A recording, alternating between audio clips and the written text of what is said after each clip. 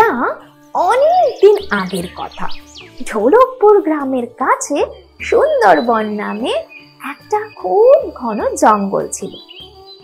সুন্দরবনের বনে অনেক প্রাণী বাস করত। সব প্রাণী নিজেদের মধ্যে খেলাধুলা করত, গান বাজনা করত, অনেক মজা করত।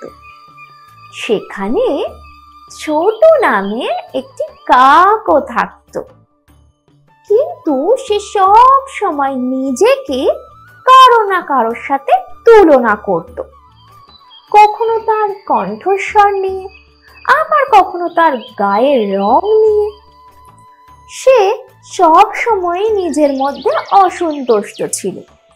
যখনই ছোট বাইরে যেত, বনে বেড়াতে গেলে রঙিন সুন্দর প্রাণীগুলোকে দেখে তার খুবই খারাপ লাগতো।